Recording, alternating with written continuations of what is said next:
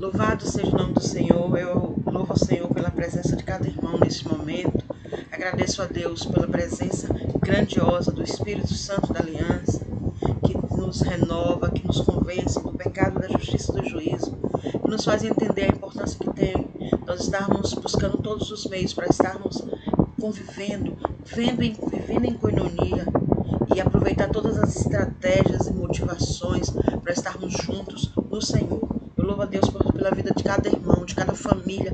Abençoo cada família da nossa igreja, do povo de Deus espalhado na superfície da terra. E quero usar a palavra que o apóstolo João, lá na sua terceira epístola, registra para saudar a amada igreja. Ele diz assim: amado, desejo que te vá bem. Ele está escrevendo para Gaio, e eu quero usar esse texto para a minha amada igreja Shalom Adonai, para a igreja de Jesus Cristo na terra. Amados, deseja que te vá bem em todas as coisas, que tenha saúde, assim como bem vai a tua alma. Que o Senhor Jesus ele possa realizar isso em nós. Esse é um momento em que saúde física, ela é importante, irmãos. Ela esteja sendo alvo das nossas orações perante o Senhor, aos pés do nosso Senhor. E o apóstolo ele vai dizer assim, eu desejo que a saúde física, a sua saúde do corpo, esteja bem como bem está a tua alma, como bem edificada, como bem nutrida pelo Senhor está a tua alma. Então que Deus possa estar nutrindo a nossa fé, nutrindo a nossa esperança, porque haveremos de cantar nossa vitória em nome de Jesus. Vamos orar ao Senhor. Louvado seja o teu nome, Senhor, exaltado, bendito para sempre. Seja o nome do Senhor, nosso Senhor Redentor, aquele que vive e reina eternamente. Eu quero te louvar e te pedir a tua orientação, Senhor, para o nosso momento de estudo, para quando, Deus, nos debruçamos mais uma vez no estudo da tua palavra, no estudo das questões concernentes ao teu reino, que tu possas nos iluminar, nos abrir o nosso coração, nossos olhos espirituais estejam abertos, Senhor, para ouvir de ti, aprender de ti, que o nosso coração esteja sedento, Senhor, pela tua palavra, pela tua companhia, em nome de Jesus. Ajuda-nos a compreender a tua palavra, a tua mensagem, e nos faz executores dela, com a maior perfeição que é possível a um homem temente e dependente de ti, Senhor. Muito obrigada por tudo, nos abençoa, em nome de Jesus, e para a glória de Jesus. Amém. Eu quero louvar a Deus, irmãos, pela oportunidade que nós temos de exaltar o nome do Senhor, né? A Escola Bíblica Dominical em 2020, ela está trabalhando com essas questões em relação à liderança, né? Em busca desse líder que o povo de Deus deve ser, para que a obra do Senhor possa crescer. Nós temos baseado nosso estudo no livro Em Busca de Timóteo, de Tony Koch. Tem sido alvo de inspiração para os nossos corações. O texto áureo está em 1 Timóteo 3, 14 e 15, e desse texto eu quero que nós estejamos nos lembrando que nós somos, como o texto diz, baluarte da verdade, porque Deus é o nosso baluarte da verdade. Então, que nós nos constituamos como o baluarte de Cristo onde estivermos, para que nunca possamos envergonhar o Evangelho, que é o poder de Deus para a transformação dos homens. E hoje nós estamos na segunda parte dessas lições e vamos estudar hoje a perspectiva dos líderes cristãos que têm atitudes excelentes. E nós vamos nos deter e entender qual é a importância que tem a nossa atitude, o nosso movimento, nosso fazer. Porque a atitude é você se posicionar, é você fazer, né? E eu começo esse estudo fazendo algumas definições de termos, né? Inicialmente não são definições no aspecto, eu fui no dicionário cristão e vi isso. Não, de forma geral, atitude é um substantivo feminino que indica comportamento. E esse comportamento ele é ditado por algo que é do interior, né? A sua maneira de conduzir, a conduta que você tem frente às situações. E nós nos confrontamos com situações, nós nos confrontamos com pessoas com comportamentos distintos, nós nos confrontamos com desafios diferentes, né, na nossa caminhada. E o desafio de ser cooperador da obra de Deus é mais um desafio. Eu não quero nem vou dizer mais um, eu vou dizer que é o desafio para as nossas vidas. Porque se nós estivermos nos esmerando, nos elaborando para fazermos bem, cumprirmos bem esse desafio, eu ouso dizer que estamos preparados para, irmãos, enfrentar outros desafios da vida secular. Porque servir a Deus é o que há de mais importante. Nós somos criados para a glória dele. Então, se isso é verdade, a nossa conduta, nossa disposição interior, inicialmente deve estar a serviço dele. E assim posto, se estamos a serviço dele, a nossa conduta, a nossa maneira de agir, ela deve revelar essa nossa dependência. Mas o tema diz que é uma atitude excelente. E aí eu dividi excelente em duas partes. Primeiro, o excelente genérico. Excelente é um adjetivo, é uma palavra que dá qualidade. E ele é uma palavra que define daquele ou daquilo que é exímio, que é de primeira linha, que é fino no sentido de ser o melhor, tá certo? Não é fino no sentido de espessura, é fino no sentido de se esmerar, que é de ótima qualidade, que é muito bom. Então a lição está nos desafiando a termos atitudes excelentes, muito boas.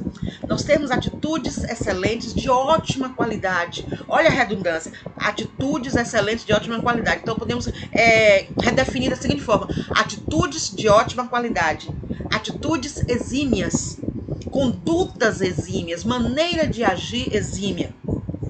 E aí eu achei interessante que eu achei em um dicionário, um dicionário cristão que eu tenho aqui, a ideia do espírito excelente. A ideia do espírito excelente. Aí ele vai dizer que é aquele que é fidedigno às suas responsabilidades, que segue a verdade, a justiça e age com diligência e coragem. Irmãos, ser fidedigno, lembra que nós estudamos na primeira lição lealdade, e depois a próxima vai ser fidelidade, que parece que sinônimos, mas tem abordagens distintas aqui. Aquele que é fidedigno às suas responsabilidades. Mas nós temos responsabilidades na obra do Senhor e precisamos ser fiéis a isso, fidedignos a isso. Aquele que segue a verdade, e a verdade é a que nós abraçamos. A palavra de Deus diz que nós conheceremos a verdade e a verdade nos libertará. É a verdade que não é a única verdade que nós temos acesso e que não tem nenhuma perspectiva de mudar. É a verdade de que o Evangelho é o poder de Deus para a salvação dos homens. A verdade de que Jesus Cristo vive e Ele é o Senhor. A verdade de que Deus nos ama e que a sua misericórdia se renova sobre nós a cada dia. A verdade de que nós somos concitados a termos os nossos corações constrangidos para levarmos essa mensagem a outros. Então, nós somos esse espírito excelente, atitude excelente, é um espírito excelente, um espírito exímio, que é de boa qualidade, que é muito bom e que está atento. Ser bom aqui é estar atento à vontade de Deus. Amém, meus amados? Então, depois dessa definição, nós vamos para o texto de Romanos 14, 17 a 19, que diz assim, porque o reino de Deus não é comida nem bebida, não são coisas palpáveis, mas justiça e paz e alegria, que vem de onde? Vem do Espírito Santo de Deus. Porque quem nisso serve a Cristo, agradável é a Deus, e serão aprovados pelos homens. Desta forma, temos como alvo as coisas que servem para a paz e para a edificação de uns para com os outros. Esse texto tem muito a dizer sobre a questão da atitude excelente. Porque quando você pensa nesse texto e você pensa no conceito de atitude, no conceito de excelente, nós podemos verificar o quanto é importante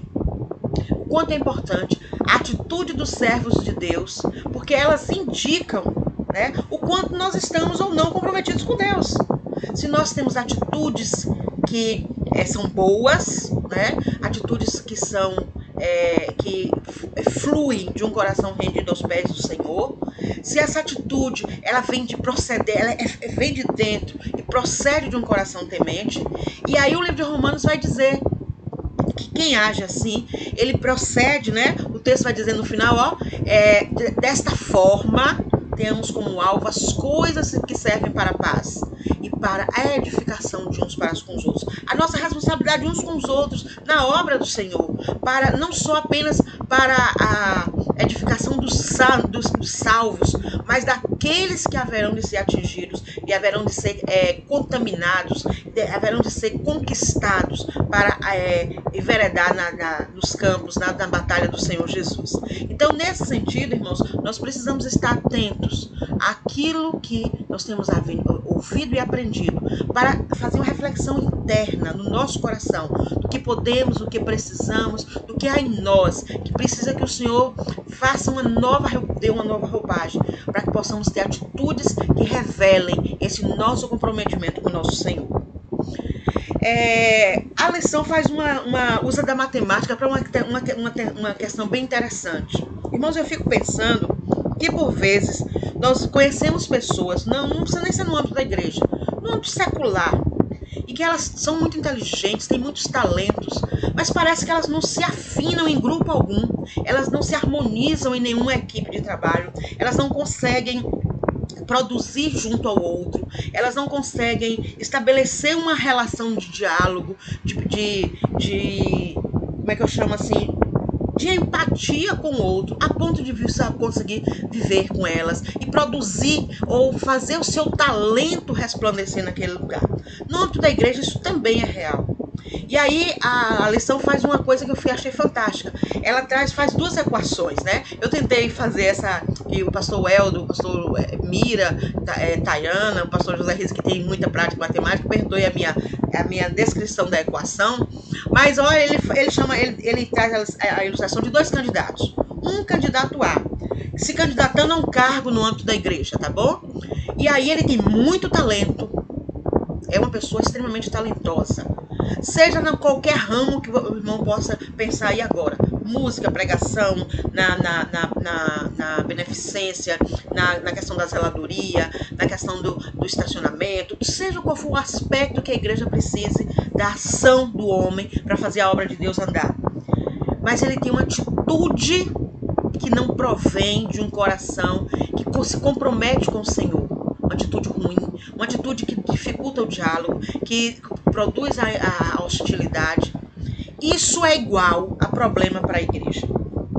Isso é igual a mais uma responsabilidade para o pastor da igreja, para os líderes da igreja estarem se preocupando, gastando tempo, desfazendo os nós, desfazendo os mal-estares, desfazendo as questões que levam a igreja para diminuir a sua edificação, para dificultar a sua edificação.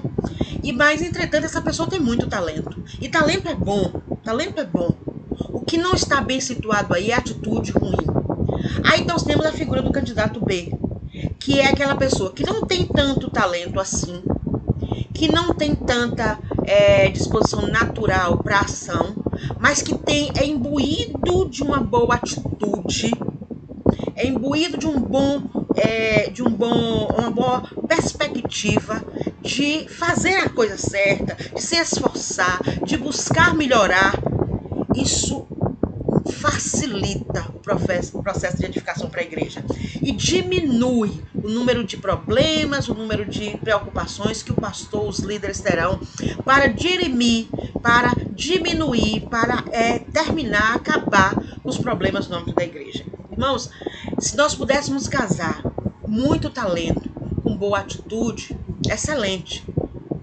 Se nós pudéssemos casar qualquer grau de talento com a boa atitude, excelente para a igreja. Sabe por quê, irmãos? Porque o que importa, o talento é importante, mas mais importante que o talento é a disposição interior para que você fazer a coisa certa. É a disposição interior para que eu e você possamos contribuir de forma saudável para que a igreja esteja melhor edificada, para que nós como membros do corpo de Cristo possamos cooperar para que a obra do Senhor cresça. Então, irmãos, a lição não abre mão do talento, nem menospreza os menos talentosos em área X, Y, Z. Até porque na obra do Senhor, todos nós somos talentosos para algo. Então, Eu me lembro de uma experiência na nossa igreja. Houve época que nós não tínhamos levitas e que a irmã Leia, sem ter talento na área de música, como outros tantos, como Rodrigo, como Silas, como Milena tem, como Carla, e ainda assim ela foi a nossa ministra de música. E funcionou, e o louvor era agradável aos olhos do Senhor. Quantas notas ela tocava não interessa, mas a boa atitude de prover edificação para a igreja, trouxe edificação para as nossas vidas, a louvor a Deus. Eu sei que o louvor chegou com suave perfume às narinas do Senhor. Entretanto, à medida, nós tivemos uma lição há uns 4 lições atrás que a gente trabalhou isso, essa questão, se não me engano, é de João Batista, quando alguém chega que tem um melhor talento que você, que tem atitude aliada, uma boa atitude aliada, e você deve ceder para que nós nos aprimoremos na obra do Senhor e façamos e nos direcionemos aquilo que melhor fazemos, já que estávamos ali apenas para não permitir que a obra parasse. Então, irmãos, o talento ele é importante, mas mais importante é a motivação para que o nosso talento se manifeste, para que o nome do Senhor seja louvado, seja glorificado. Porque homens talentosos, sem atitudes corretas, coerentes, eles podem levar ao endeusamento próprio. Um pouquinho mais na frente dessa lição nós vamos dar uma analisada nesses aspectos. Nesse sentido, pessoas com atitudes ruins, irmãos, ruins no sentido de que a motivação que elas têm, ela não está balizada na fonte correta, não está balizada na fonte que jorra rios de águas vivas, que faz com que nós, tão imperfeitos, nos transformemos em homens e mulheres capazes de extrair sorrisos dos lábios do Senhor. Que o Senhor nos se alegre ao receber a ação que empreendemos, seja ela em qualquer que seja a área. Então, homens com atitudes ruins, quando nós não temos atitudes excelentes, e deixa eu só fazer um parêntese aqui, irmãos, nenhuma atitude do homem excelente, ela já está completa. Nós precisamos continuar aprimorando as nossas atitudes, tá certo? Porque nós prosseguimos em conhecer o Senhor. Então, mais nós nos tornamos melhores. Essa é a ideia. Cada vez que você se aproxima do Senhor, Ele se aproxima de você e transforma mais você. E se o Senhor transforma para que nós possamos ter vida abundante, nós nos melhoramos. Então, irmãos, assim como as atitudes ruins podem ser transformadas pelo Senhor, se achar espaço nos nossos corações, as atitudes excelentes que nós temos, elas podem ser muito mais aprimoradas pelo Senhor, porque Ele continua sedento em nos ensinar. Então, pessoas ruins, com atitudes ruins, as pessoas com atitudes ruins tendem a fazer com que os outros se sintam desconfortáveis. Então, ela não tem a compreensão de que ela precisa modificar o seu interior, que ela precisa submeter a Deus as suas atitudes, as suas posições, e para que haja conforto no seio da igreja, para que as coisas aconteçam de forma harmoniosa. E eu creio, irmãos, que porque por vezes, no momento de falta de vigilância, pessoas maravilhosas têm atitudes ruins. Mas nós não podemos nos aquietar com isso, nós não podemos nos calar, nós não podemos permitir que isso domine a ação que nós empreendemos no âmbito da igreja. Então, pessoas com atitudes ruins, elas tendem a fazer os outros se sentirem desconfortáveis. Então, toda vez, irmãos, que eu perceber, que o Espírito de Deus me incomodar, que eu fui instrumento para o desconforto, que eu não fui vigilante na minha atitude, eu devo fazer um exame, buscar do Senhor, me consertar, buscar perdão, me refazer no Senhor, para que isso não seja o que me caracterize no âmbito da igreja. Pessoas com atitudes ruins tendem a criar ambientes negativos e hostis. Sabe por quê, irmãos? Porque nenhuma equipe de trabalho, eu fico imaginando, nós fazemos nossas viagens missionárias, né?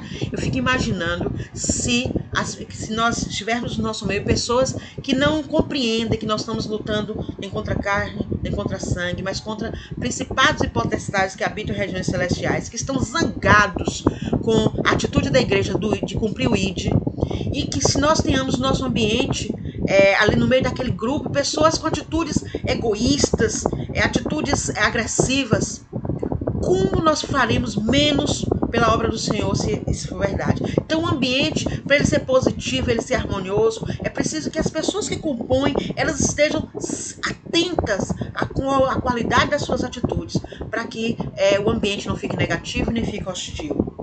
Inclusive, não só hostil para quem já conhece o Senhor, não, irmãos. Para quem chega também, para quem visita, para quem participa do ambiente com o qual nós praticamos a nossa vida cristã.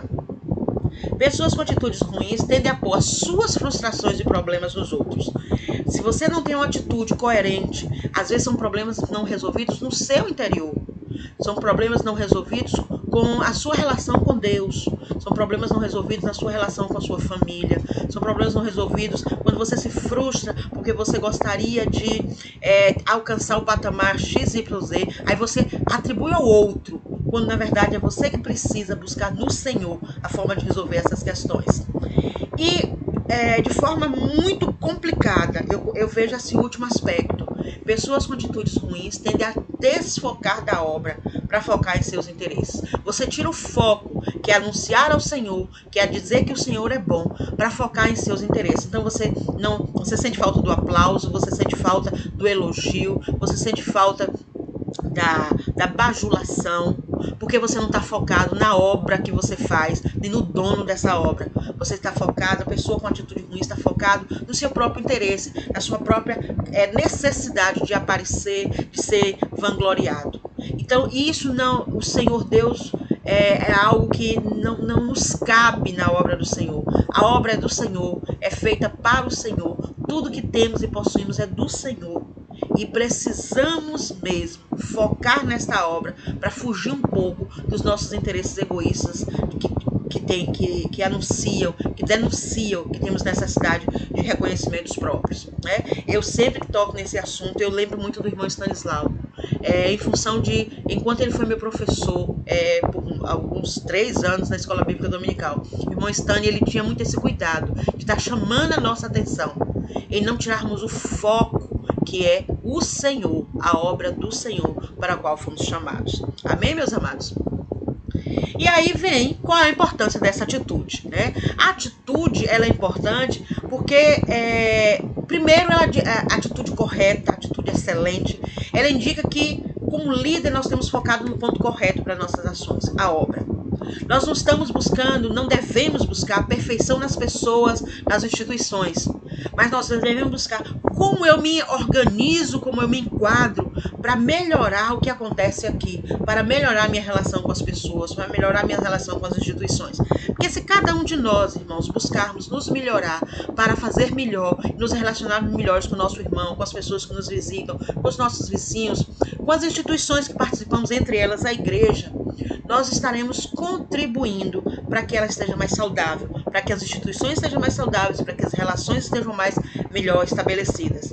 Então, não vamos buscar que o outro se aperfeiçoe. Precisamos, cada um de nós, nos apropriar do poder que o Senhor nos dá, nos constituindo como o templo do seu Espírito, nos aperfeiçoar para estarmos melhor situados em relação às pessoas e às instituições.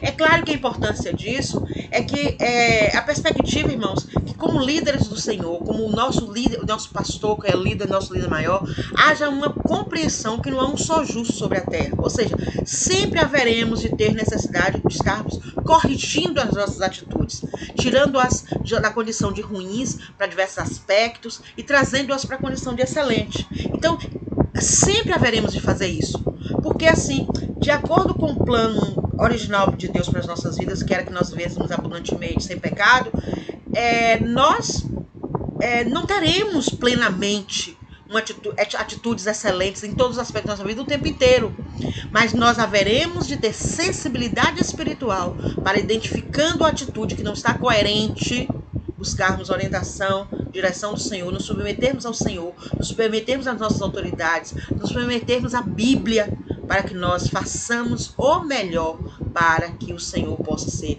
glorificado. Amém, amados? Então, a verdade de Romanos 3, 23 a 24, ela está revelada exatamente aí, irmãos, para nos dizer que todos pecaram, estão destituídos da glória de Deus. Então, nós não temos nenhum que seja capaz na terra de ter 100% do tempo da sua vida com atitudes excelentes.